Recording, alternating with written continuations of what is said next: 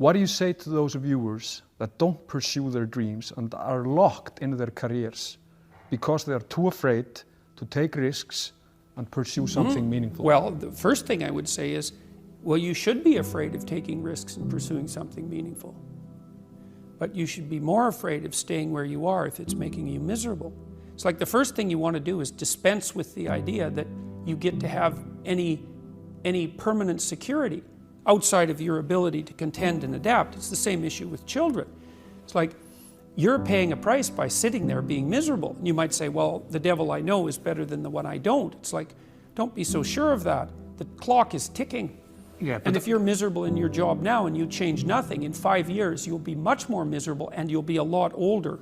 But isn't it a luxury to pursue what is meaningful? Our viewers have mortgages, they have children, they have payments and loans. It's a luxury to pursue because we lack the resources. Well, I don't remember now, I'm not talking about what makes you happy. It's a luxury to pursue what makes you happy. It's a moral obligation to pursue what you find meaningful. And that doesn't mean it's easy. It might require sacrifice. If you need to change your job too, let's say you have a family and children and a mortgage, you have responsibilities. You've already picked up those responsibilities. You don't just get to walk away scot-free and say, well, I don't like my job, I quit. That's no strategy. But what you might have to do is you think, well, this job is killing my soul. All right, so what do I have to do about that?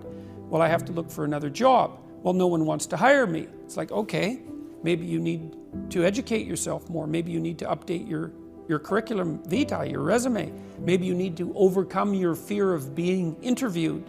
Maybe you need to sharpen your social skills. Like, you have to think about these things strategically. If you're going to switch careers, you have to do it like an intelligent, responsible person. That might take you a couple of years of effort to do properly. When you say pursue something meaningful, is it important to have a vocation?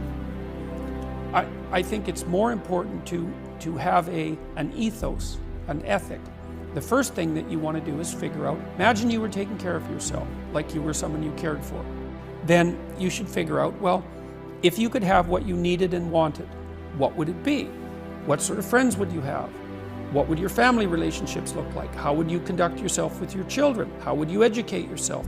You need to think through how it is that your life could be properly arranged if you had that ability.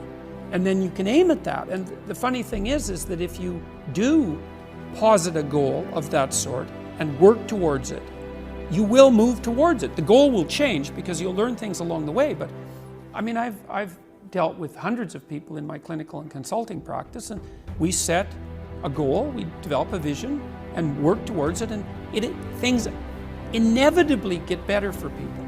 So it's not a luxury, it's difficult. It's a moral responsibility, and it isn't happiness. It's not, the pursuit isn't for happiness.